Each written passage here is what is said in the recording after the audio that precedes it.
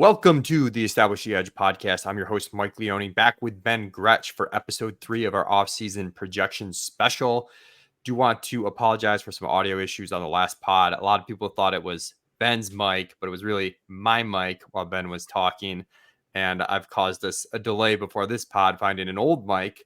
So hopefully there aren't any audio issues. If there are, just let us know in the comments. And we're going to talk about the AFC West in today's episode. Before we do that, did want to throw it to Ben, who wanted to touch up some stuff on Anthony Richardson, who we discussed on the last episode. Yeah, we had a really fun conversation about it. I just wanted to note, because I got some questions. I was a little bit more pessimistic in my projection. I did want to note, based on your great notes from Pat Thorman's research on pace, that I went back. I did bump their play volume a little bit. I also looked at my rushing rates for Richardson that I had, scramble rate, design run rate, where I was at. I ended up bumping both of those a little bit. So just kind of an overall bump to his rushing line, certainly with more play volume too. And it got, as far as where my projection wound up, it got his projection a lot more in line with ADP. I think there's still like some minor concerns with some of the stuff that we talked about on the passing side, whether he can really break fantasy, if he doesn't, really smash the passing side, if the team doesn't smash kind of market expectations for touchdowns and some of those things. But did end up realizing I was being a little bit concerned about the overall rushing stuff. Although I will say, I also went back, watched some of his highlights from last year, including both of his injuries. And I mentioned on the last show, I wasn't sure if both of his injuries happened on design runs. They did both happen on design runs. So that's worth noting as well, that I'm still mildly concerned that Steichen will try to protect him a little bit. So we'll see how that plays out. But definitely wanted to not be the guy who was like really out on Anthony Richardson, because I can definitely see the appeal. Yeah, makes sense. Let's dive into the Denver Broncos. We do have some play calling discrepancies off the bat. Called pass rate were very similar, both about 60.5% in terms of the called pass rate. Some differences I think we have in sack rate, because that leads to different attempts, but in pace, you have them slightly below league average at 62.4. We have them a decent bit behind league average at 61. I think for us, it's kind of just a concern that they're quite bad again, and they only ran, I believe, 59.8 plays per game last season. But our straight algorithm was like kind of right on Gretch's number, so we manually docked that a little bit. So that'll be, obviously something to watch to see if Denver can get closer to league average play volume or not. Yeah, this is a tricky team to jump right into, because this is one where, for me, like, it's kind of hard for me to be at market TD numbers. I know when I went through this, I think I was a little more optimistic on the upside of this offense than the market is. I saw Pat Thorman, who we just mentioned, had some great notes about why this might be a slow-paced offense. I do think the fit with Bo Nix is really intriguing, and I think it can sustain some stuff. I think we saw from last year, it's just sort of my take on the Sean Payton offense, but Russell Wilson never really threw to running backs at a high rate, and he turned him into a quarterback that the Broncos led the NFL in running back targets last year. So I had previously thought maybe all of the years with Drew Brees was just Drew Brees, or at least an extent of it. But I think that's really a big part of the Sean Payton offense and his particular brand of the West Coast offense and short passing and all of that. And that's something Bo Nix did a ton in college, threw to the backs, threw short, had the low ADOT. A lot of people have knocked Nix for that. But when you control for some of that stuff, he still has like good accuracy down the field in his profile. But he broke the collegiate completion percentage record last year, in part because of a lot of those short area throws and the way that Oregon was set up for high percentage but conservative passing. He's accurate, right? And that's what Sean Payton wants you to do, is throw short, keep things on schedule.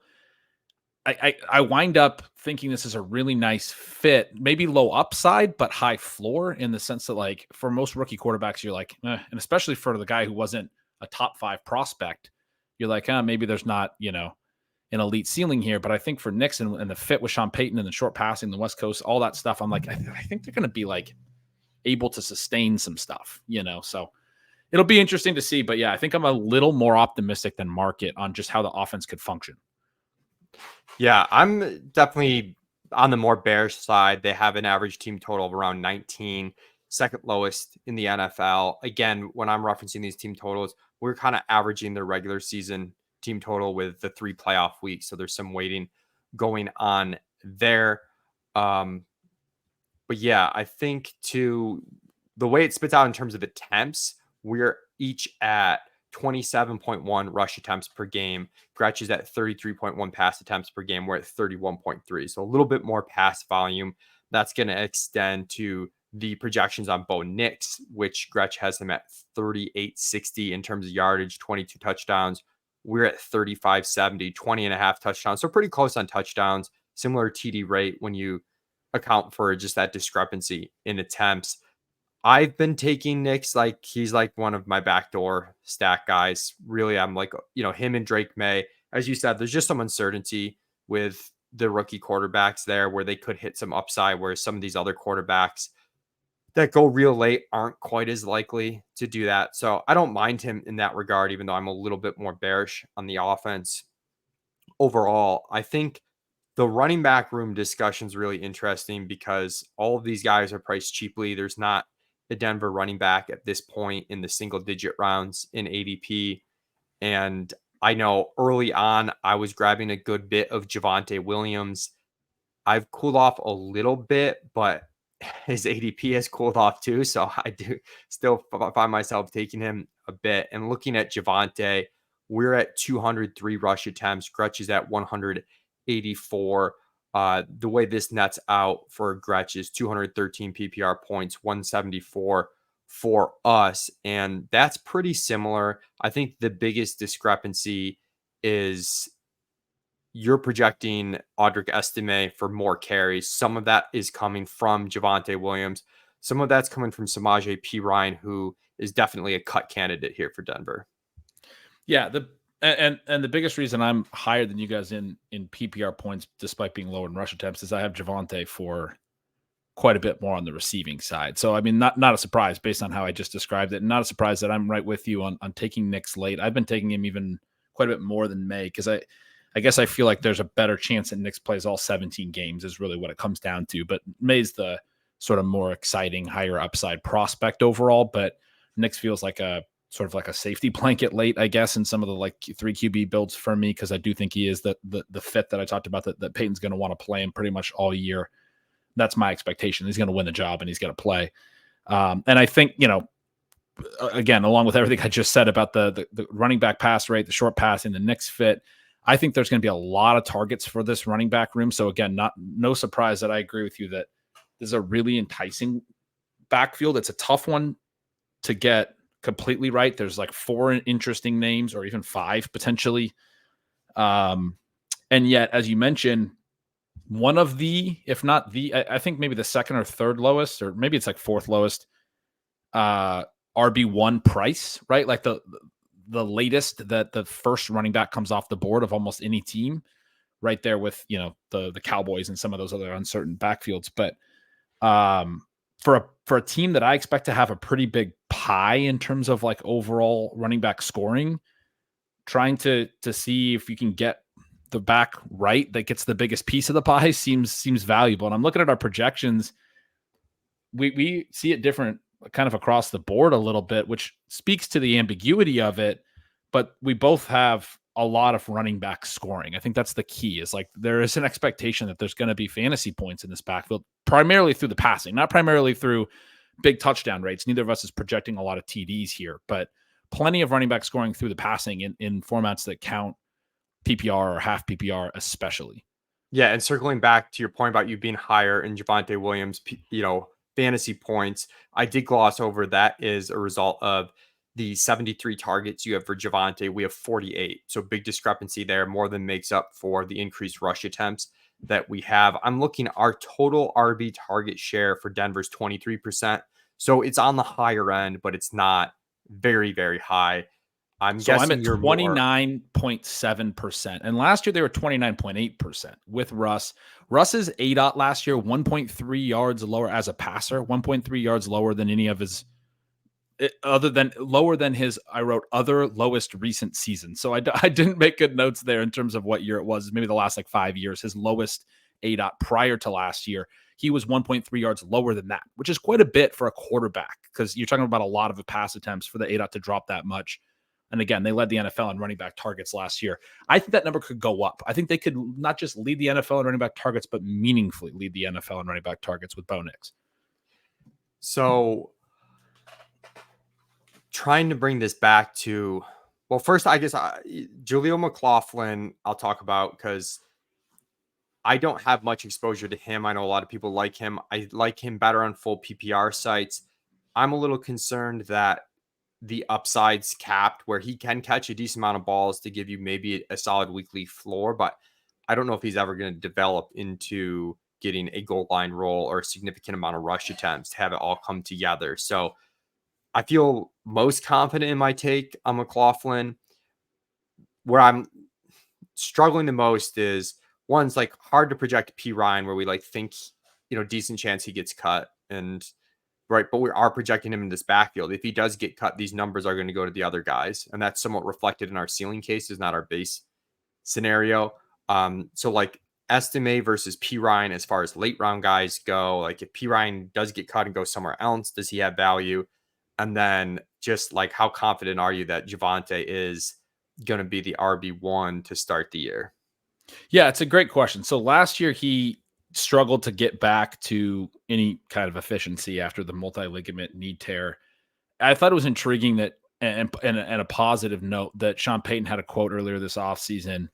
That Twitter account, Coach Speaks Index, does a great job of chronicling this stuff. I know he has shared it there, but it was maybe a couple months ago now, where he said, really to expect, that the expectation in injury like Javante's is a 2-year. He's like, you do come back to play earlier than that, he said. So he kind of acknowledged why, he was playing him a lot last year, but you expect the full explosiveness to take 2 years. And so the fact that the head coach has acknowledged that publicly, I think is a positive note. Clearly, Devante wasn't great last year. I also don't want to double count because we talked about it all offseason in the fantasy industry that this multi-ligament knee injury was going to sap his explosiveness, and it did. His efficiency was really poor, but that's what we were anticipating coming in. The side of it that I think is really bullish on him is that he did have 264 touches, and the two other backs that were a part of this committee, everyone talks about this as a committee. Jaleel McLaughlin had 107. Samaje Perine had 103. He had 50 catches, Perine, playing that third down role. But as far as the usage goes throughout the season, he pretty quickly became just a long down and distance player. He only had 53 carries all year with 50 receptions. And then McLaughlin had, a little bit more work on the rushing side, but his usage in weeks 4 through 6 is when he really broke out, and he played, or I say broke out, like that was his big moment. And he had some splash plays and some splash moments. He played 33% of the snaps in week 4, backed that up 33%, and then 40% in week 6. From that point on, he never hit 30% again. So right away in week 7, they actually moved him back to 17%. There's been this talk that they barely played him at all in pass blocking situations. He basically became a only used for a change of pace or explosive play guy. Now his touches per snap were always really high, so he might play like 11 snaps and touch the ball 8 times, right? But they weren't putting him in for anything else, which is not bullish, to your point, for him actually getting a huge workload at some point if they don't think he can do a lot of other stuff other than just some explosive touches. So again, him and Perine both got their roles limited at times last year. And I mean, I've read like the fact that they brought in more names into the backfield this year as more of a concern for those guys and their roles, because that's how the usage went last year. Whereas Devante, he's never going to be probably an 80% back in a Peyton system where he's usually often 3 backs at once in different roles. But he consistently played in between like 45% and 60% of the snaps as the lead. And he had 264 touches to a combined 210 for the other two. So 50 plus touches more than McLaughlin plus Perine. That's, I mean, again, bullish for me. I think that he likes with Devante. Not all the way back to full health that you discussed in that context. So I'm more in line with you, I think, than kind of the Devante Bears out there, especially at the cost right now. He's RB34 on Underdog. It just seems like a pretty good bet to make where, yeah, if you were making this bet in the 8th round, you'd be pretty scared when you've got some other backs like Like I like DeAndre Swift, Najee Harris, like guys that probably a little bit safer, but you start moving into the 10th, 11th round.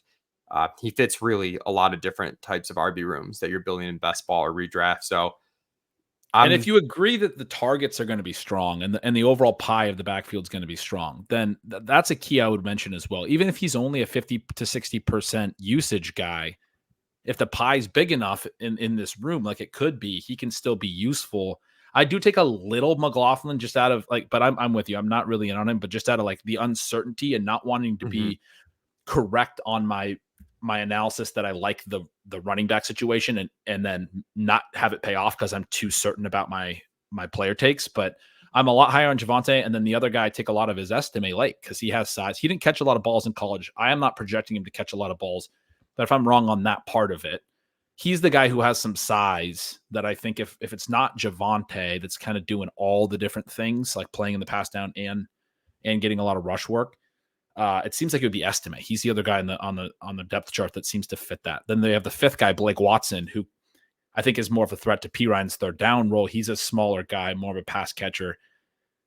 It could theoretically be P. Ryan, but he already kind of didn't earn that role last year. So it seems to me like Javonte, Estime are the two that have the highest ceiling for overall work in this Mhm. backfield. But it's a fun Yeah, I can backfield to see try to that. break down. Yeah. So I'll probably be scared of Javante, but continue to draft him where he's going is, is where I'm at, and mixing in more. I don't know if it's estimate or esteem. Pronunciation police are going to come after me, but I'm getting some more of him late recently. Just kind of like you said, Ben. The other guys, in terms of whether it's P. Ryan, McLaughlin, or Watson, they're probably not a huge threat to Javante's carry load, where that would be Estime and having the touchdown upside if there's any in the backfield. So just grabbing him late and being on an ambiguous backfield. This is a team where we differ more than some of the teams we've had so far, and we see that the receiver position. Again, Ben has more total attempts than we have, so that flows into this a little bit. But you've got Sutton at 113 targets. We've got 94. You've got Marvin Mims at 85 targets. We've got 53. And then we're both pretty similar then on Troy Franklin, Josh Reynolds, having them at about 50 targets each. I'm guessing the discrepancy is like it's annoying, but like we're giving 9.5% of the targets to Josh Reynolds, 7.5% of the targets to Tim Patrick. Um, and that's basically where the gap on Mims and Sutton is coming from. Yeah, I'm only at 3% on Patrick, but I see why you're high on the wide receiver 5. One of the other big things about Sean Payton offenses is there's a lot of target, like it's spread. The targets are spread. If you want to go test this, go to Pro Football Reference, click on the different teams and look at their depth charts and look at how many targets go to different types of names. What you'll see for Denver is more guys involved deeper into the depth chart than most teams. And that's been consistent with Sean Payton offenses back to the Saints days. He likes to use a lot of different formations, likes to do a lot of different types of things. Sort of creatively, it's a little bit frustrating because you're not getting the concentration of volume for fantasy. I still like the Sean Payton offenses at running back because of how much passing goes to the backs, that it's okay that it's split. I have a hard time with the receivers. I have been taking some Mims. I think he's probably in the lead ahead of Franklin, who they didn't seem to like super prioritize on draft day. He falls to day 3, although they then did trade up to the second pick in round 4 to take Franklin, and he played in college with Bo Nix. So there's that, connection, but they had a lot of positive things to say about Mims through the offseason. So I'm thinking that, and then they traded Jerry Jeudy, and some of the comments were that, Jeudy was sort of the reason that Mims didn't get on the field more. And then right after that, they traded Jeudy. So that, you read some of that favorably for Mims, although the Franklin stuff could be read unfavorably. I think they're kind of playing a similar position as well, similar types of players, high ADOT, explosive players, whereas Reynolds and Tim Patrick seem like they might be competing for the third role in 3 receiver set. So I'm saying Franklin's going to rotate in, but the way that I'm seeing it is like Sutton, Reynolds, and Mims is kind of the default 3 receiver set. But yeah, they're gonna include more people. Like last year, the Broncos were including depth tight ends more than a lot of other offenses. Like little Jordan Humphrey was still mixing in here.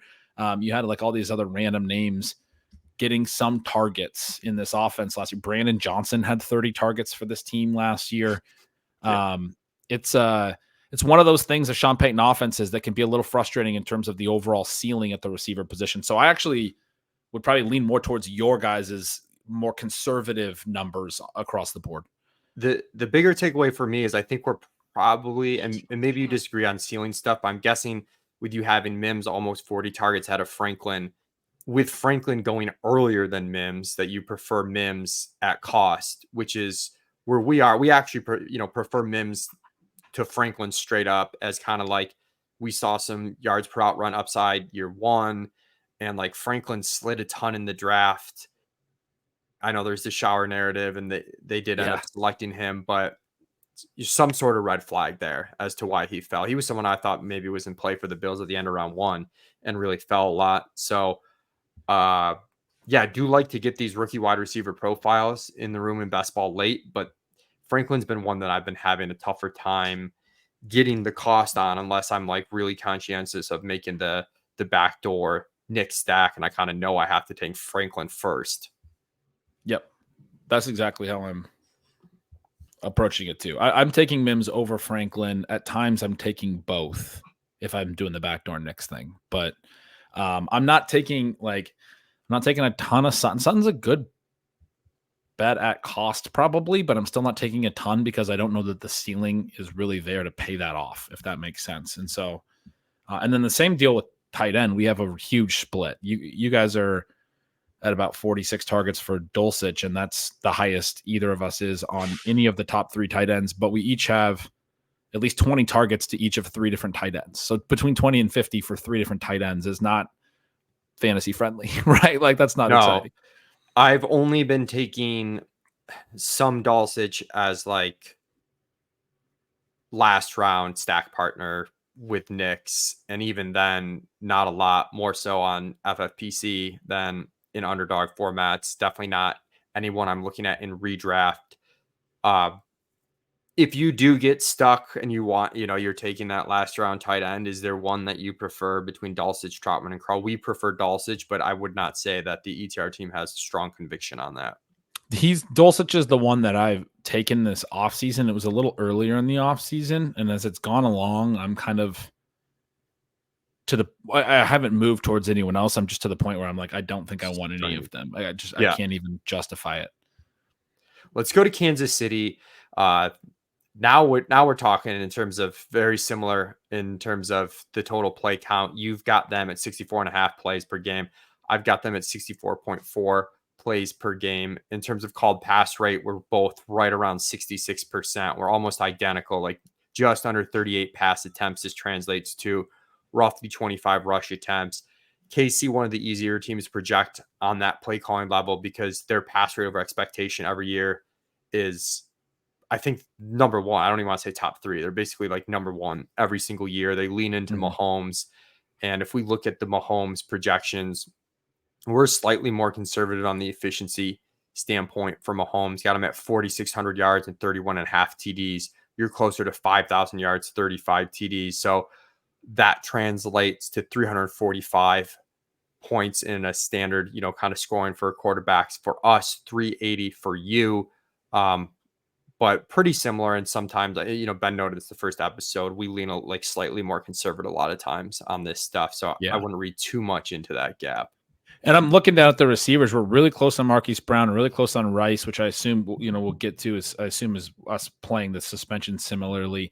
I'm a little bit more bullish on Xavier Worthy, which I tend to be sometimes on the rookies. And I think a little more bullish on Kelsey, which you tend to bake in the age-related type of risk better than I do, where I'm just like, well, this is what his stats kind of say he is. And so that kind of trickles back to Mahomes, where it's like, yeah, too optimistic on the old tight end, too optimistic on the rookie. Makes sense. Yeah, let's go to running back, and then we'll get into those receiver discrepancies a bit more. Isaiah Pacheco, we have projected pretty similarly. We're both, around 230 rush attempts, just over 50 targets. Competition-wise, this looks great for Pacheco, where they didn't bring in anyone. Jerick McKinnon seems unlikely to come back. You've got CEH, who the team doesn't seem to favor a ton, but has to be the RB2 here.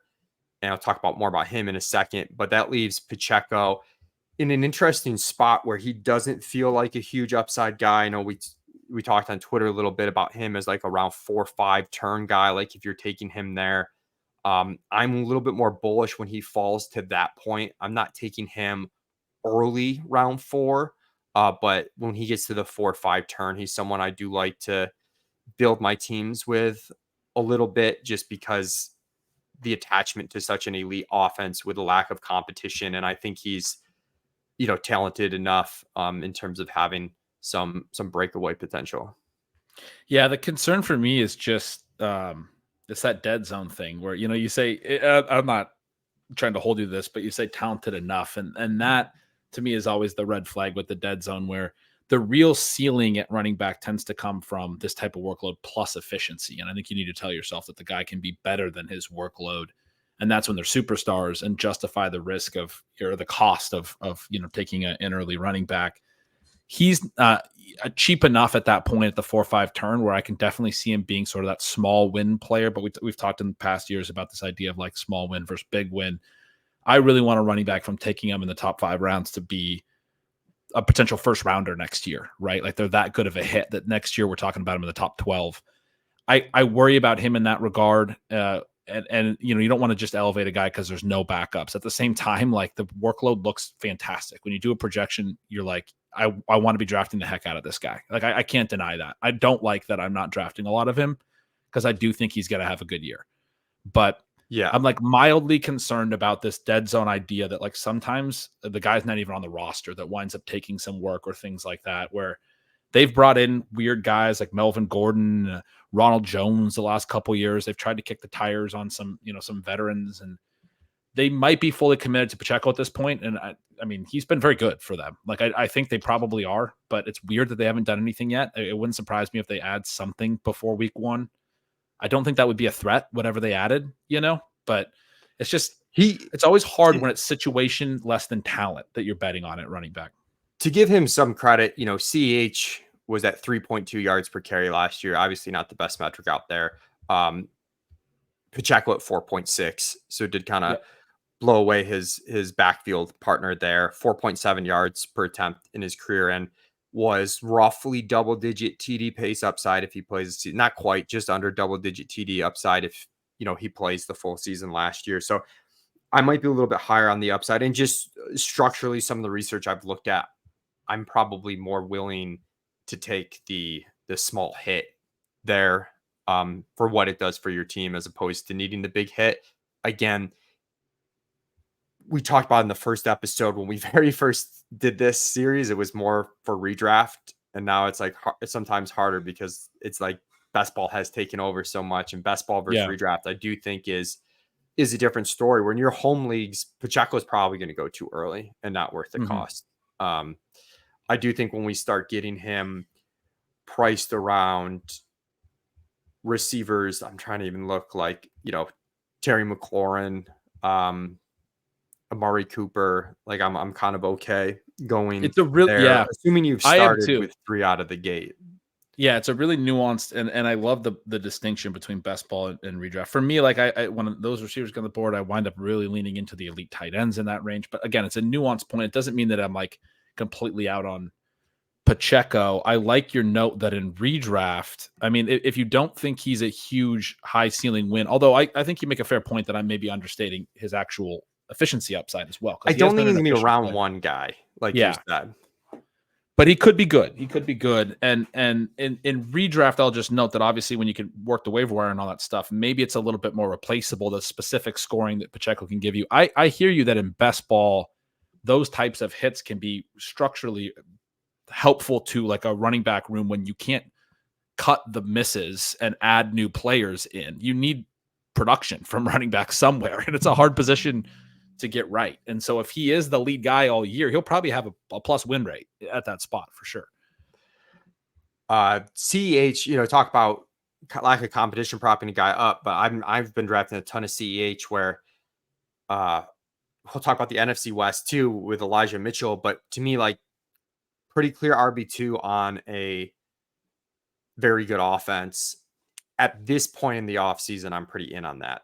We're going to get some sexier picks as like camp news and stuff hits, probably naturally reduce my CH exposure as that happens. I do think he's a worse pick than Mitchell because there's a chance, like you said, the guy who it is comes off the street and replaces CH as the RB2 because he's just not good. Whereas I think Elijah Mitchell's like, they actually like him and want him to be the RB2. So, but as it stands now, I've been taking a lot of late round CEH when I am forced into running back there. Just, I think it's kind of a simple click. I'm trying not to overthink it. And again, like that exposure for me is probably going to get naturally reduced when I feel better about some of the other depth charts as we get into camp news and whatnot. His rookie contract was up and they re-signed him to a 1-year deal and gave him over $1 million guaranteed. I mean, he didn't get a huge deal or anything, but they brought him back. He knows the offense. I think the Chiefs sort of treat this position like, first rule, do no wrong kind of a thing. And that's sort of my perception of Pacheco's efficiency as well. It's like, it's because defenses are afraid of Patrick Mahomes. They give you running room.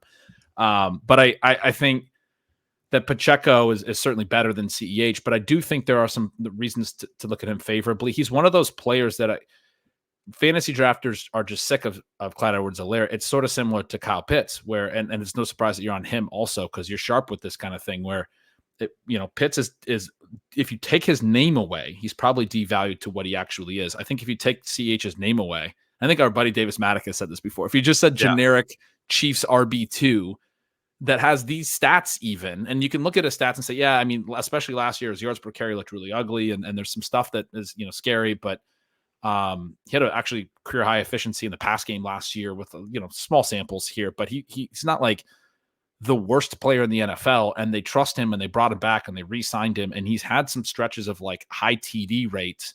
Like if he has to play because Pacheco goes down, he can score touchdowns in this offense. He's shown us that. He was very important in week 16 last year in a game Pacheco missed for the best ball playoffs. I know I had him and I was like one more CEH play away from advancing the team to the finals. And of course, Pacheco ended up playing in the finals. But again, like if you have that role, you do have that good enough weekly upside. Let's go to especially if McKinnon never comes back, right? Yeah. I mean, that's like he could actually play a little more in the pass game, right? That RB2 role is a big question mark here. But if McKinnon isn't there, you're talking about he was, impactful last year when McKinnon was on the roster. But going into this year, it looks like CEH in round 20 is certainly worth drafting. Wide receiver 1, we both have Marquise Brown leading the Chiefs wide receivers in targets. We have Kelsey as the overall team target leader, right around 107 targets for us. You've got him 193 PPR points. We're at 185, very similar. I have him with this projection in our ceiling case as a little bit overdrafted positionally, not in like a huge way, but I am underweight Marquise Brown right now because of that. I don't have a lot to add to that other than that. Like, I do think sometimes we're maybe overly propping up some of these Chiefs receivers just because it feels so good with Mahomes. But I think how many games are missed are you assuming for Rashee Rice? You're at 102 targets. We're at 99. So I think we're assuming like 4-ish. I wrote 3 to 4. Yeah. Yeah. In my notes. So we're at similar.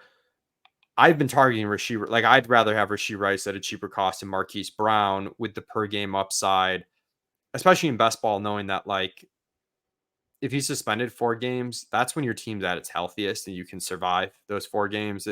In some ways, it's like, I don't want to like overplay it, but a little bit of a feature, not a bug, that he's going to miss those 4 games and then come in and be healthy when bye weeks start hitting and like other players start getting hurt. And he's like closer to a lock to be healthy because he hasn't played for a month.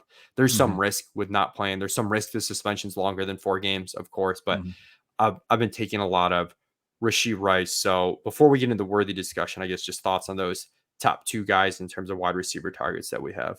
Yeah, the Rice thing is really interesting. Hayden Winks did a good kind of breakdown of what he thought were the odds for suspension, and I just want to note that he had some useful notes there about some of the specific language and some of the things that Rice has done that makes it seem more likely that if there's any suspension, it would be at least 6 games. So I didn't really know. I was kind of splitting the difference. There's a possibility, and Hayden acknowledged there's a possibility he doesn't get suspended at all, right? It's really not clear. Some of the initial reporting from people like Schefter have indicated that it does seem like he's going to be suspended for some amount of time. Having said that, I think Rashee Rice is it like if he wasn't with this looming suspension should be at least probably a second round pick. Like I think you could argue he should be right at the 1-2 turn where we have talked about there being sort of a tier break and it's pretty flat in the second round. He didn't run more than 70% of routes until week 14. He played the final 4 regular season games and the final and the 4 playoff games in a pretty full role. Over those 8 games, which is basically half a season for a young guy, 6.6 receptions per game. His pace in those final games, almost 150 targets, 149, 113 catches, about 1,300 yards. His season looked a lot like Keenan Allen, Stephon Diggs, Jamar Chase, Michael Pittman, Devante Adams. They all had like very similar seasons to how you would pace Rice once he became a full-time player. Now, I understand pace stats aren't perfect. There's a risk associated with the fact that he didn't become a full-time player until week 14 and other things, off-field things as well. But also, I've talked before about the depth-adjusted racer metric that I use for efficiency. He was absurdly high and efficient. Rookie efficiency over large samples is a really big positive for future volume earning and things of that nature. He was a 2+ yards per route run player at a low ADOT on a Patrick Mahomes team. I think you have to feel like whenever Rashee Rice is on the field, he clearly fit into a lot of stuff. And then just from like a scheme and like ball, watching perspective, teams are playing a lot of the cover 2 and take away the big play against Mahomes. That whole, take away explosives defensive mentality that has taken over the league the last couple of years. It really started against Patrick Mahomes and Josh Allen. It's evolved where defenses are doing it against every quarterback more or less. But, there's different defenses for different types of quarterbacks, mobile quarterbacks, et cetera. It seems like against Mahomes, so you're going to get more DBs on the field and not going to let him beat you over the top. And they started to do that even when Tyreek Hill was still on the field or on the team with the Chiefs. Rice runs a lot of his routes in the shorter intermediate range, which is where Kelsey has run a lot of his routes and made a lot of his bread over the years as well. You have Xavier Worthy, the fastest player in combine history on the roster now. You have Hollywood Brown. These guys can threaten deep. I don't think defenses are going to suddenly let Mahomes start chucking over the top. Drafters are taking Travis Kelsey in the 4th round, thinking that he may not hold up at this age. Rashee Rice feels like the heir apparent for a lot of that Kelsey volume. It's not just the manufactured touches, which they do a lot of that as well, but it's a lot of the short intermediate stuff that schematically, the way the defenses play the Chiefs, pushes stuff towards Rice. And then he was really good after the catch in addition to that. That's why he was so good with the depth-adjusted efficiency.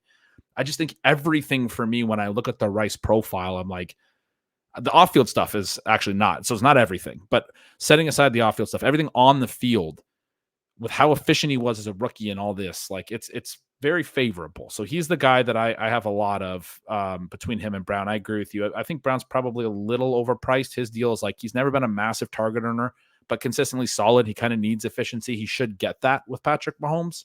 He's playing with the best quarterback of his career. But I don't know that he's going to be like a guy who's going to earn a ton of targets in the short and intermediate. He's probably going to have to just run some vertical routes into coverages that aren't going to be able to draw volume. Like MVS last year had the lowest targets per out run of his career because they basically just use him as a decoy running into those schemes, right? Yeah. Like he had a sub 10% targets per out run is absurdly low.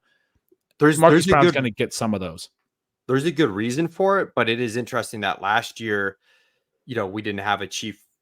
I'm trying to think like the earliest chief wide receiver in ADP. Like, I don't think we had one in the first 6-7 rounds. Maybe even the first probably Sky Moore. Rounds. It was probably Sky. Yeah. And now we've got 3 guys in the first 6 rounds with Marquise Brown, Rashee Rice, and now Xavier Worthy. Let's talk about Worthy. You've got him at 98 targets. We've got him at 82. This is the guy that I have the most difficult time with, I think, of all the rookies. I was asked on a podcast like with Theo, and he asked me, like, if you could know the stat line of any rookie, which rookie would it be? For me, it was Xavier Worthy, where if you're out on him and he smashes, you're going to feel like an idiot. Chiefs take a round 1 wide receiver. They trade up slightly for him. He's the fastest wide receiver in combine history. Unlike other speed freaks, he actually has like a pretty legitimate production profile to back that up. I know some of the target per out run stuff for him in college, and you can speak better to that than me, was pretty solid.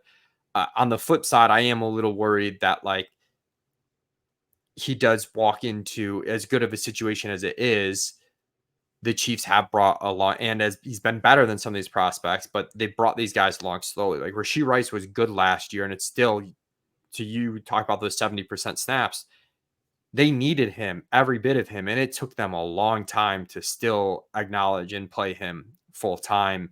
And now you've got Rashee Rice there with the possible suspension beginning of the season. They bring in Marquise Brown. Kelsey's still there.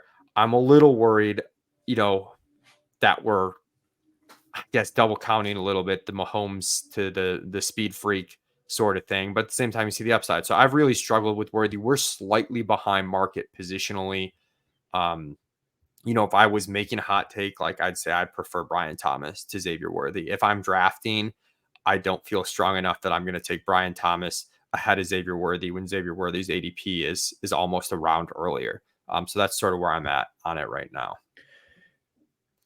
Yeah, I mean, I think it's a real interesting discussion. I'm interested in your, not, I wouldn't say pessimism, but just some of the comments you've made about the KC receivers. Because the way I look at it is, as you mentioned at the top, that the Kansas City's pass rate over expected has been basically first in the league, I think, for 5 straight years. And you also add efficiency to locked in pass volume, and you're like, there's just no better situation. I mean, even last year with the worst pass catchers was kind of a debacle. They were top in pass rate over expected. Like, there's just no better situation in my mind in terms of volume plus efficiency for pass catchers to be in.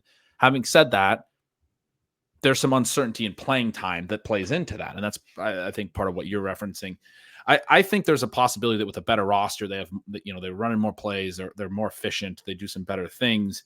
And I do think pretty easily offensively, you can say that their receiving core has gotten better, even if Worthy isn't a hit, because Rice is going into year 2, because Marquise Brown is a more stable, more productive veteran than anything they really had last year at receiver. Worthy, though, is the huge wild card here. He was very good targets per out run, as you mentioned, throughout college in multiple roles, which is something I always like to emphasize. His first 2 years, he was more of a deep threat, really high ADOT in his sophomore year, and still had a massive targets per out run. They're just chucking him deep shots all the time, I guess. One of the highest weighted targets per route run, where I throw in some air yards into that you'll see. And then last year, the ADOT came down to a slightly below average number when A.D. Mitchell came over and took over the deep threat role for Texas. Worthy got still had a really high targets per out run. That came down a little bit as well, but got moved into like a more of an underneath, like, design touch role, which I took as a kind of a bullish sign, where they're like, well, we weren't getting you the ball down the field. Let's try to manufacture touches for you. Like, some of the models will show that like kick return yardage and punt return yardage and rushing yardage is great for receiver prospects. And one of the theories over the years has been that that's just teams saying, this guy's really good in practice, we need to get the ball in his hands. And I think that's how I look at what Texas was doing with Xavier Worthy. They're like, well, we brought in A.D. Mitchell. We'll have him in the deep threat role, which Quinn Ewers apparently doesn't really throw the deep ball very well. He's Texas's quarterback. We'll move Worthy into a place where we can get him more design touches, more guaranteed work, etc. The big thing is, like, regardless, he earned volume everywhere. Texas was trying to get him the ball, and he just wasn't very efficient. That's why his like yards per out run weren't very good. His yards per target weren't very good. Was it the quarterback? That's a big question. The answer for me, though, is, well, you have Patrick Mahomes now. So if what you need was efficiency, that's helpful. Yeah.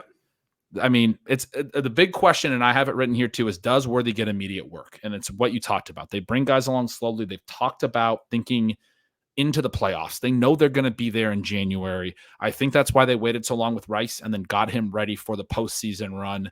They basically didn't want to put it on tape, is the way that I think through it.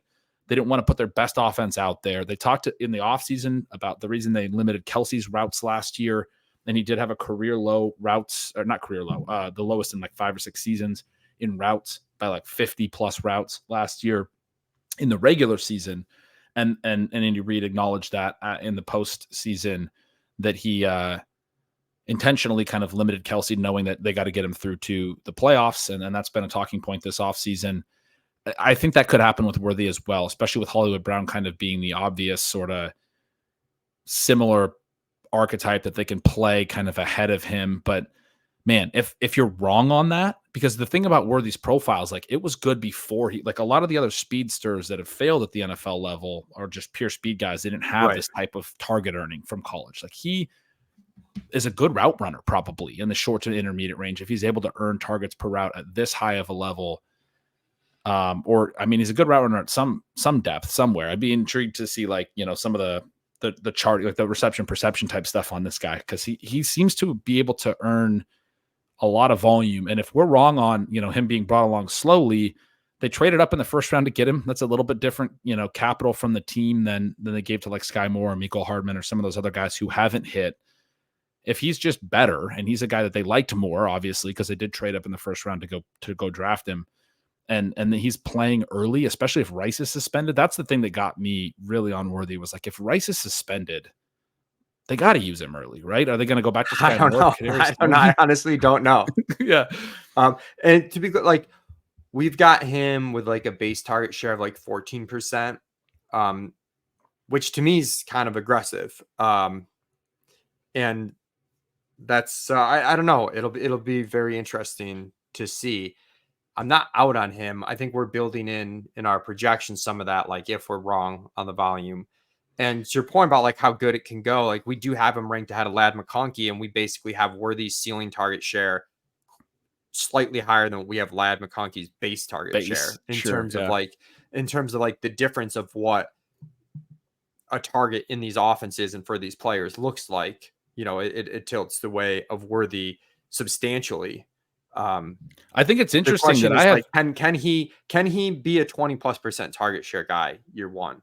I guess that's where we're skeptical, and we don't. Yeah, so I have that is his ceiling right now. I have 16 more targets than you and about 10 more receptions and only 46 more yards, 45 more yards. Well, we're building in the efficiency as much as we can. Yeah, you guys are really well. I think another way of putting that is I think part of what I'm building in is some design touches. They did a lot of that with Tyreek in his like early career. They did a lot of the like jet motions with him, just get him in space, design stuff for him. So it's like lower efficiency per, like I actually do ADOT and all that. And my ADOT for him is 9.5, which is lower than anything he had in college. Because I do think what I'm saying is it's an average. A lot of it's going to be around the line of scrimmage. He's going to have some air yards, but it's going to be a lot of touches around the line of scrimmage too. That's part of why I bumped his target so high. It's just a note that I want to mention. Yeah, that makes sense. So again, I think he's going a little aggressively, but not like out on him. It's definitely a scary one to like not be fully in on, but sometimes those are the guys that get chased up the board too much because nobody wants to be out on him. I have no interest in the receivers behind Worthy. We can go to tight end. Kelsey, you've got 125 targets. We've got 119. You mentioned we have a little bit reduced efficiency there. Generally, our stuff's a little bit more conservative. It's just tough with like him trailing off a little bit last year. I know he dominated come playoff time, which is funny because we were both in on him in the playoffs. I wish we would have, even smashed him more. There's some concerns that they scale him back a little bit in the regular season, just workload management stuff. Not a ton, but enough. With just natural age concerns, the efficiency comes down. I think a lot of that's baked into his cost, and we basically have him even with the market has him on both underdog and FFPC, which is tight end premium, two completely different markets. We have him as the tight end 2 behind Sam Laporta, and I'm okay drafting him at cost. I don't really have any hot Kelsey takes. I don't either. I think you said it well. The issue is that we know that it's not age curves, it's age cliffs usually, right? And if the age, but like you said, he was still good in the playoffs last year. I don't think there's anything that says that the age cliff has come yet. Now they did limit his routes last year. That's the one thing that I already did note, and it's worth noting that you wouldn't expect peak Kelsey from just a route perspective. But as far as per route stuff, he was still fine. Like he was still pretty damn solid. Same guy as ever. When I went through and did the projection, I actually came out with him as my tight end 1 ahead of Laporta because there's maybe a little less target competition, right? Easier for me to project, this bullish scenario for Kelsey, but I'm not drafting it that way. But I do like him at cost. I mean, it's not hard for me to see him in the 4th round holding up this year and then being the right tight end. I mean, that could certainly be it. Yeah. Let's go to the Chargers. the Harbaugh era, we have them similarly around a 58% called pass rate, which is low. It's below league average. It's not as extreme as I've seen from some people. I don't think they're going to be too much more run heavy than this, given their personnel and their quarterback specifically. It's just a different quarterback than Greg Roman has had historically. Plays per game, we're at league average. You're a little bit lower. It's tough kind of balancing that. Like Vegas expects the Chargers to be pretty good. I don't know if I see it that way, but I try not to overthink it. So we're kind of canceling out some of the reduced plays from running more frequently. You're going to run less plays per game. I think we're probably going to come down like half a play there, get them a little bit more below league average. But anything else to note, Ben, on the team play calling with Harbaugh and Roman? I want to emphasize your point, and I had a note here that says it's worth noting that Harbaugh and Roman's past NFL offense have had mobile QBs. 1.5 years of Alex Smith and 2.5 years of Colin Kaepernick in Harbaugh's 4 years in San Fran, which Roman was his OC, I think, for all of that, or at least the vast majority. And it was a different NFL back then as well. He's been at Michigan for a long time now. Roman obviously has had Lamar and also had Tyrod Taylor when he was up in Buffalo. So, I mean, and if you look at his the PROE from those San Fran years, it was right in the like -2 to -3% range every year. It wasn't like these -8%, pass rate over expected, like really, really run heavy. Again, it's just a different league back then. It wouldn't surprise me at all if this is a more pass heavy team than people are expecting. In all those teams, I mean, pretty efficient. I know the Bills, I remember they were like 10th in offensive DVOA one of those years, despite kind of the run heavy stuff and some of the limitations with Tyrod Taylor at quarterback. So we've both got Herbert still eclipsing 4,000 yards, around mid-20s in passing touchdowns. I think he's a decent value in best ball drafts right now. He's pretty stackable late. I don't know if there's a whole ton to add to that. Where things get real cloudy, Ben, is the running back situation where you've got Gus Edwards. He's dinged up already a little bit. Seems like he's going to be fine for the start of the season. You've got J.K. Dobbins returning from another major injury. You've got kind of like everyone's favorite running back, rookie sleeper, and Kimani Vidal. We just haven't heard a lot from beats on Vidal, which is interesting. So as far as this breaks down, we're pretty close. We've got Gus Edwards at 161 carries. You've got 151. We're a little bit less on Dobbins at 99. You're at 113. We're a little bit less on Vidal with 94 carries to 122.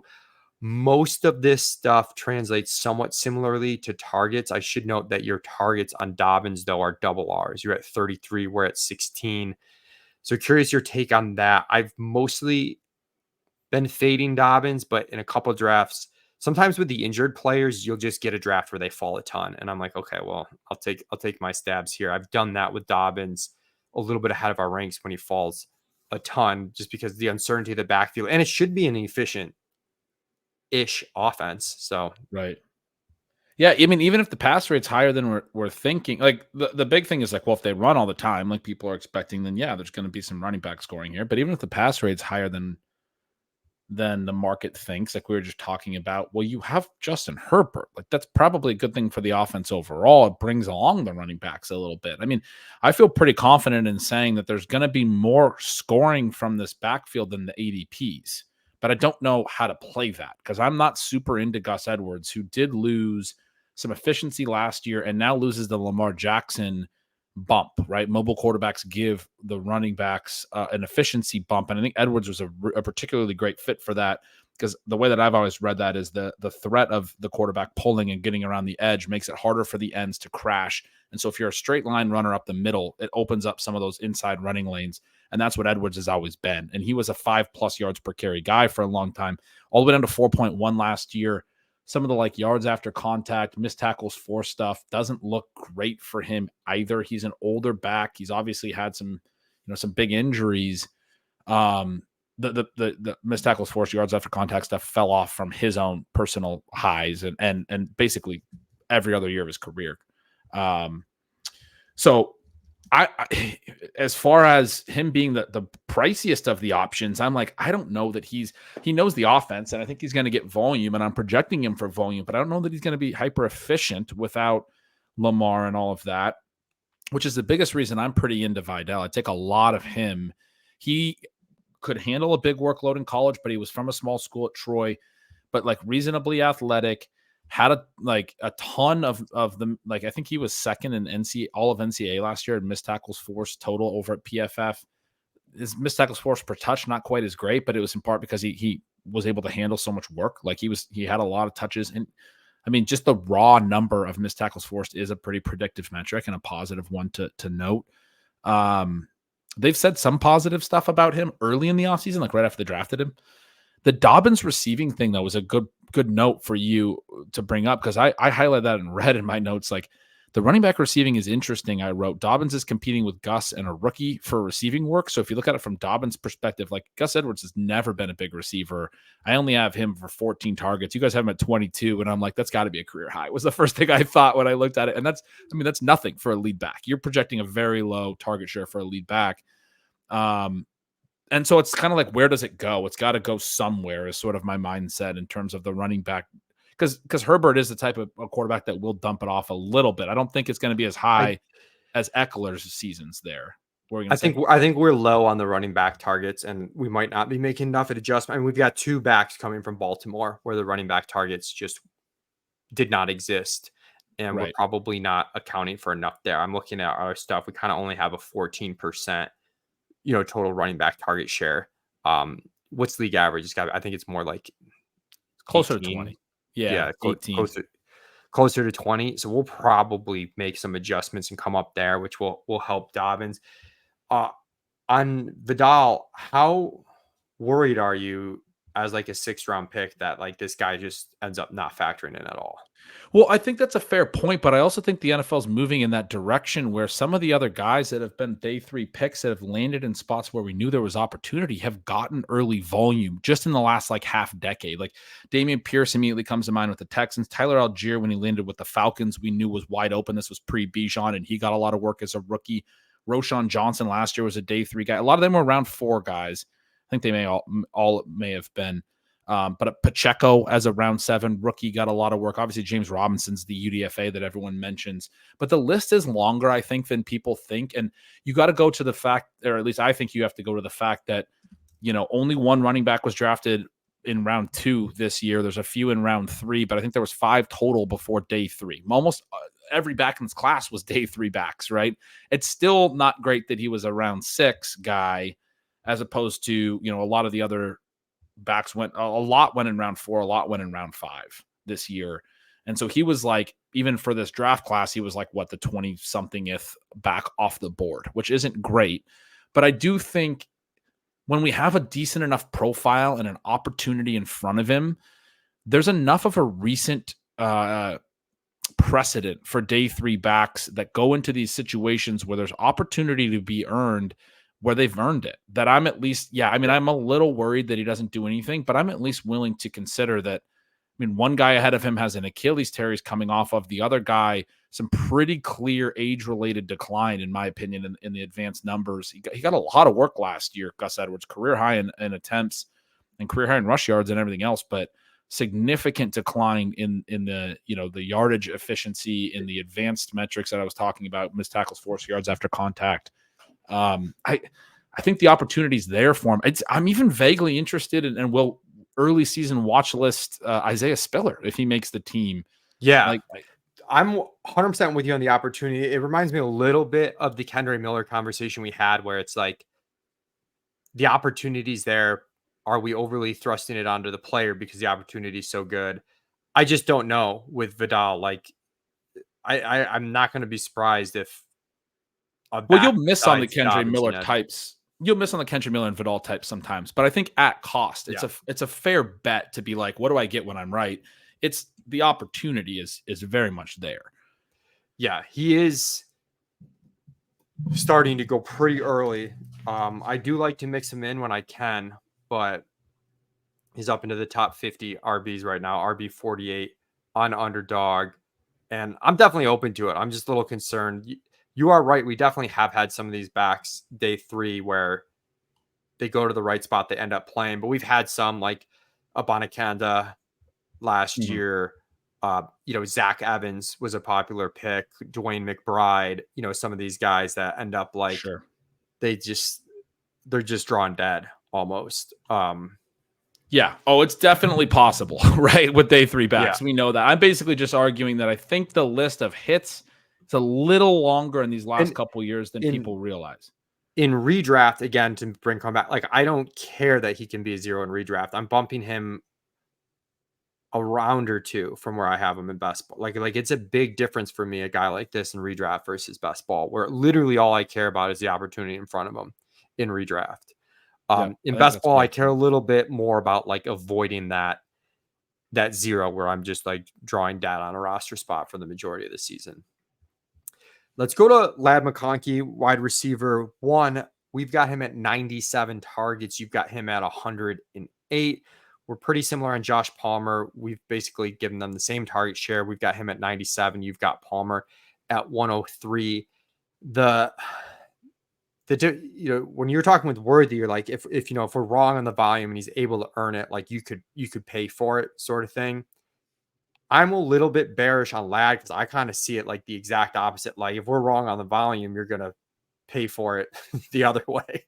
Like we've got, outside of Neighbors and Harrison, who are 2 of the best prospects we've had in a long time and one of the top 6 in the NFL draft, we have Ladd McConkey with the highest rookie, wide receiver target share outside of those 2 guys, just to get him into a spot where he's like close to where his ADP is. Part of that's the team play calling. Part of that's like trying to be somewhat conservative with a guy who was still like a 2nd round pick that we're doing this to. So I'm a little bearish on McConkey right now. He did sneak into the back of the 1st round, right? I think we got 1st round capital for him, just barely. Did I mess that up? No. I'm sorry. He was 2nd round pick. He was the 9th wide receiver taken. Yes. He was the 2nd pick of the 2nd round. I messed that up. He's the 9th wide receiver taken. Yeah.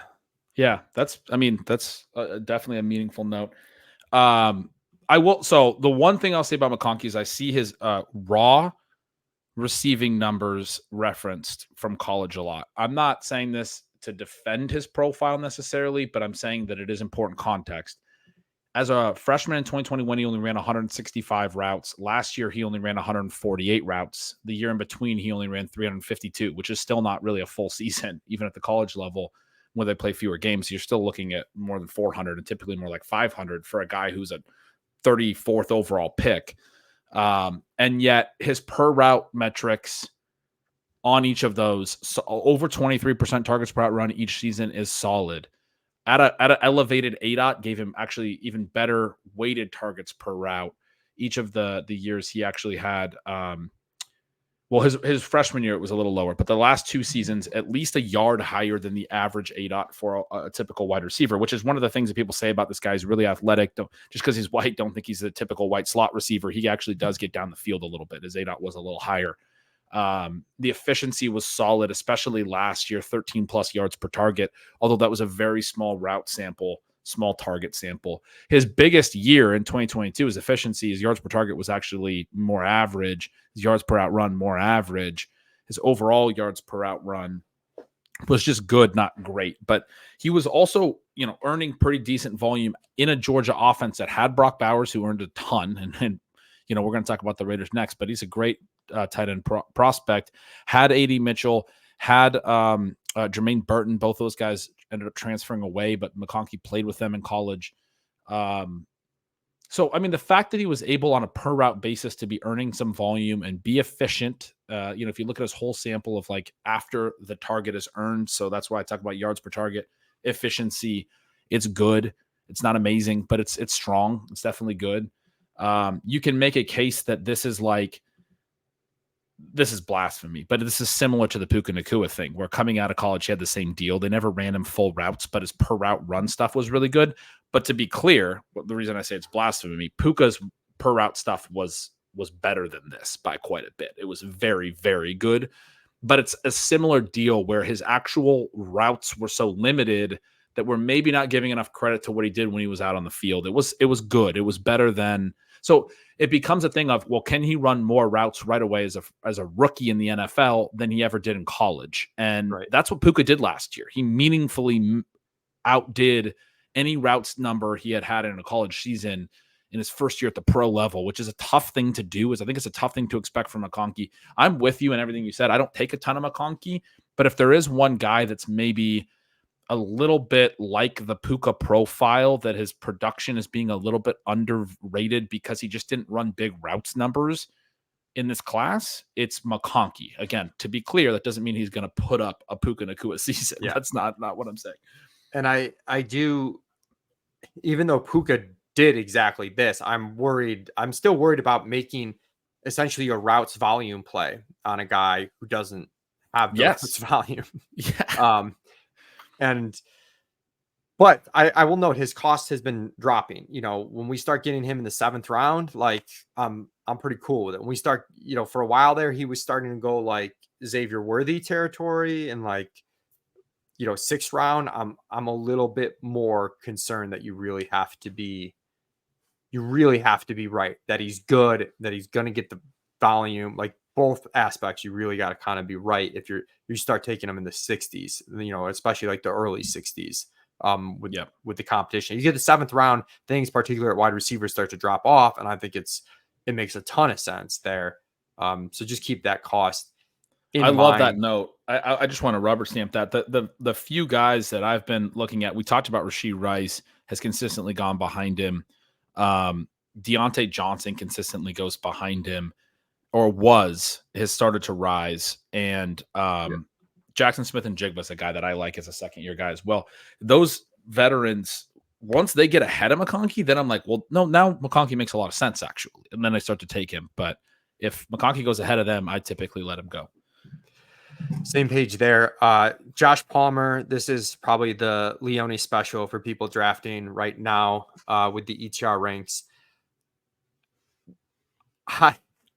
We talked about Pacheco. I use like just good enough, and that's probably a little bit harsh on Pacheco. He's better than at running back than Josh Palmer is at wide receiver, but I do think Josh Palmer might be just good enough to earn this volume as an incumbent, and going obviously like 3-4 rounds after Ladd McConkey.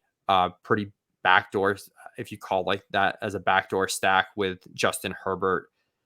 He's one of those guys that I do like a decent bit in best ball, where I can get, if I've drafted a little bit more fragile at wide receiver early, that's where I think Josh Palmer fits into a room really well. Maybe I didn't take as many early as I usually do, or maybe I took some of the rookie wide receivers and I'm not sure on the volume. And I want Josh Palmer as my wide receiver 5 or 6 in those rooms. I don't think he has like league winning upside by any means, but I do think he could be pretty solid here. And the thing that both McConkey and Palmer have going for them, we don't want to like over project volume on guys just because the competition sucks, but the competition sucks. Quentin Johnston was horrible. DJ Chark looks like he might be the wide receiver 3 to start this season, and he's not someone you're worried about drawing volume. So, and with Palmer, like he's probably a favorite over McConkey from a base case in volume, or like pretty close to it, not from the upside case. So that's where I land on him as like a solid value, where he's going, right now his underdog ADP is like 103, wide receiver 52. I've been taking a decent bit of him. Were you saying that you're expecting Chark to potentially start ahead of QJ to start the year? Potentially, yeah. We're just following some of the beat writer news and stuff. Interesting. Yeah, I have a little note that Chark's I wrote Chark's probably better than QJ, but obviously, like if QJ hits, it's that last year was way wrong and not what he actually is. But Chark's actually had some solid depth adjusted racers, TD rates. He's mostly just a deep threat who doesn't get a ton of volume. And that's like the modern NFL thing again, right? But when he does get the targets, he can still be somewhat efficient on that. And so then, I added a note. Quentin Johnson, by comparison, was very inefficient last year. At least Chark was efficient. So, yeah, I think Chark's a reasonable, really late guy. As far as Palmer, I mean, I think you victory lap him. This is a guy that we've talked about in the past where I've kind of said he probably isn't good enough. He had a I career think high he's targets per run out run. pretty pure and still hasn't hit a very high ceiling. So Right.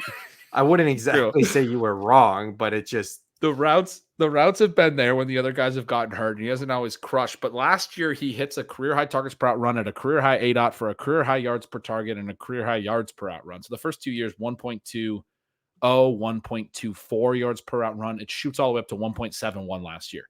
If he can be in that 1.7 range as opposed to the that's higher 1.2 than I range, thought. Yeah. yeah, I mean, that's a meaningful jump for him. I wrote favorably about him already this offseason, where if he's definitely going to get the routes, and because he has, I mean, yes, it's tough with a new head coach, but because he's the only guy here who's done anything with Justin Herbert, right? Like, because he has the kind of the incumbent like connection with Justin Herbert, Quentin Johnson really didn't do much of anything. Everyone else is new, even at the tight end position. You have like Donald Parham is the other guy, right? So Palmer, I think, is probably pretty locked into a role for the reasons that we also talked about with McConkey. Like, who else would be? So once again, continues to run pure, like you said, on the routes numbers. I think he's going to run a lot of routes. And I think last year was meaningfully better enough that he's probably just good enough, like you said. Like, I like that. And because his ADP is so close to Herbert, I do that thing you said somewhat frequently. When it lines up and I need a quarterback, I get him on a turn and I hit both Herbert and Palmer together, get the little Chargers stack there. And as far as QJ versus Chark, we've recently shifted some volume to Chark. We still have Quentin Johnston ahead in targets. I'm trying to just bake in more upside there. It's, Chark maybe as a last round guy, as a stack guy that's not drafted on all the teams. I could see no redraft appeal whatsoever. QJ is someone that even in redraft leagues, like if you saw something early in the season, you'd probably want to jump on it just in case last year was a wash and now you've got a guy who does have legitimate upside. I don't know if you have more to add on QJ versus and no, Chark just that right he absolutely torched Jim Harbaugh in the college football playoff the year before last. Yeah. when at TCU. So maybe Harbaugh is still remembering that and will think that he's something more than he is. I don't know. We'll be quick here, but for tight end, if you've got Herbert, who are you taking in the last round? Will Dissly or Hayden Hurst? I don't think I've taken either of them. I don't tend to tack on the tight end stack if I think it's going to be too tough to read because I'm afraid of that. The great work you've done to show the zeros, that how impactful it could be. Yeah, we've got Hurst ahead of Dissly a decent bit and Parham mixing in, but it's again 3 guys mixing in, and it is one that we'll probably take a second look at. And if we do end up sliding some Hurst targets to Dissly, it would probably be like you said, we're just an avoid even with the stack stuff. Yeah, I think Hurst makes more sense, but I thought contract wise, Dissly got a lot more guarantee, and Hurst got this like really weak 1-year deal. I was trying to look that up like as we were going through this, but I'm pretty sure that's the case. That Hurst got like a 1-year, like $1.5 million deal. Dissly got some guaranteed money, so I would probably lean Dissly personally to answer that question. Going to the Raiders, they are a boring team. We both have them at 61 to 61.5 plays per game, about a 60% pass rate. Those are low numbers for a team that is not expected to be that good. I'm looking at like the average margin we have them for to start this season, and like based on the average Vegas spread, I guess it's only like -2.5. Them losing about 2.5 on average if you look at all the spreads and just take the average. Team total is at 21, which is honestly like higher than I would have guessed on feel for the Raiders, but I'm pretty scared of this team, Ben. I'm scared of the quarterback play. I'm kind of scared of the kind of old school mindset of the coaching staff.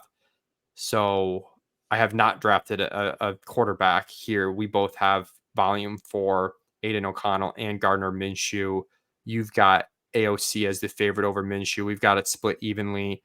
I just don't really see a scenario where even if I'm kind of screwed in a draft, I'm like backdoor stacking Vegas. Like I'd rather take like a naked Justin Fields at that point. But that's sort of what I think too. Yeah. I mean, I'll say that early in the offseason, I thought there was a shot that Minshew could take this job and kind of run with it. I thought he was pretty solid with Indy last year and brings like a floor of competency to a pass game as like a high end backup type, but they paid him and they didn't get anyone else to bring in.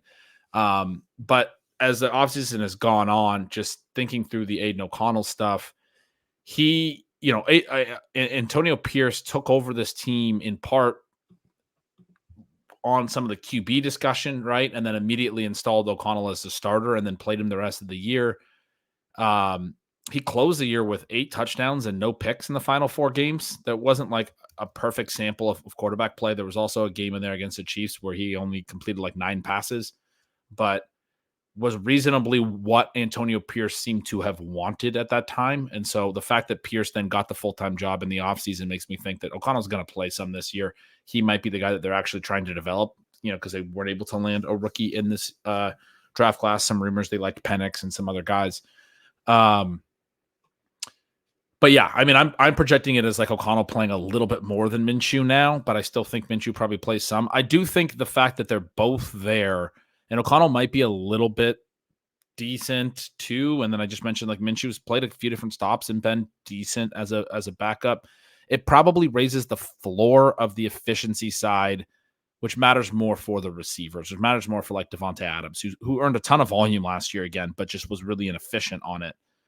I'm hoping that there's room for this pass game to at least be vaguely more efficient than last year.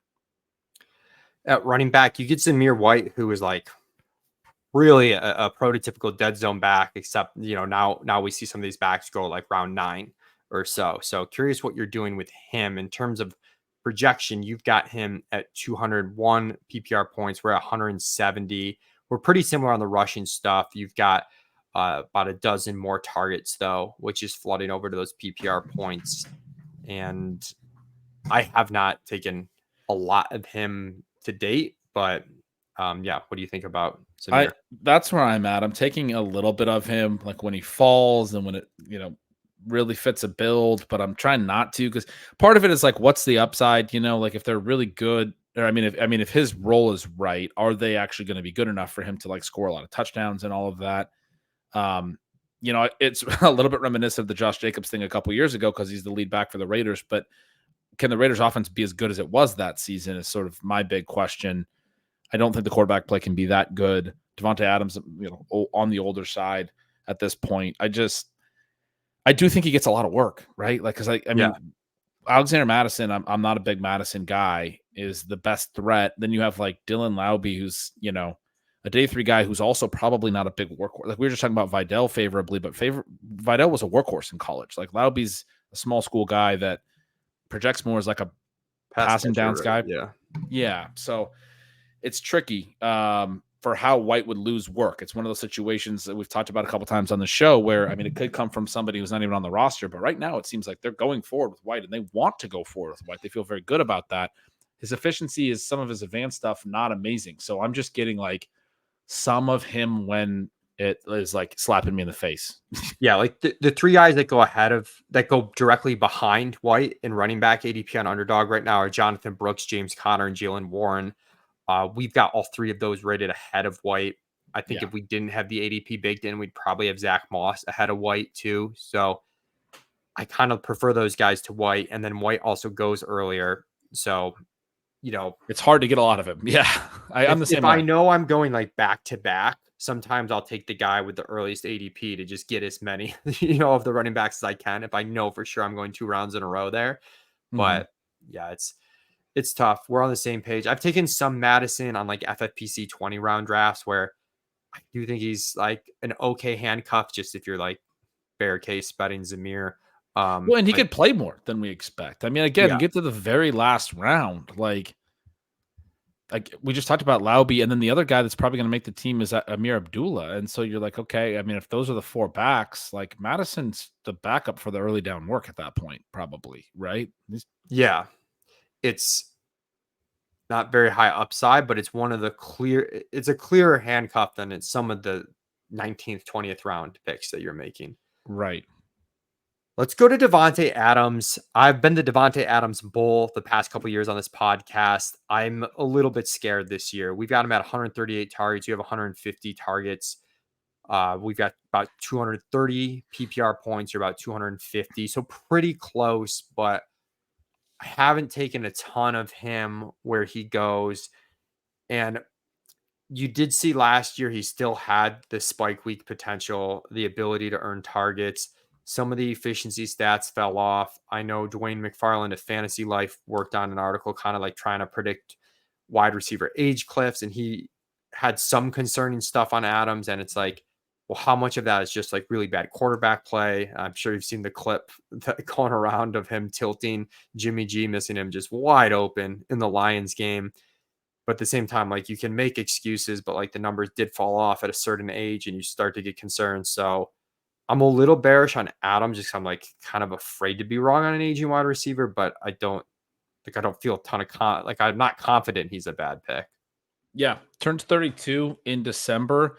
I will say, like, the targets per out run were still elite last year, like elite. The weighted targets per out run that I've referenced a couple times were tied for second in the NFL behind only Tyreek Hill. He earned massive volume. He's a true number one who can earn volume even in an offense that didn't have a lot of other threats, right? Even if he's double covered and that type of thing. He ended up having 21 targets in the week of the fantasy championship and goes off that week. And a lot of people weren't playing with him at that point because he had one catch the week prior. He was very inconsistent last year, obviously. And that's the big point. The efficiency metrics were really poor, but the fact that he continued to earn the volume, I mean, I'm still somewhat in when I can get him later in the second round, because I do think the second round's a tricky proposition where there's a lot of guys that are like Brandon Ayuk goes right by him. And Adams literally had 70 more targets than Brandon Ayuk last year. That's a crazy number.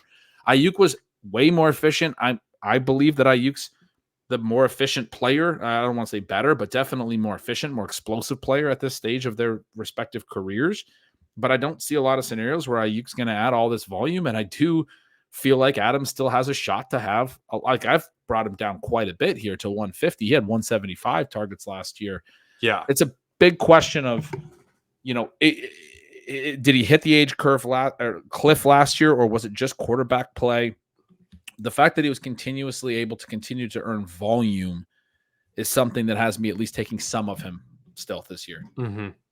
Yeah, I think that's fair. I might undo some of our ceiling docs and still keep some ceiling docs on Adams. It's definitely tough though. It's like, and in that room too, like, we mess with our projections, talk about things being sensitive. Like, I move a point of target share can be the difference between like wide receiver 13 and wide receiver 19. So again, just a good reminder that sometimes this stuff's close to like bake in, And the overall profiles and stuff there.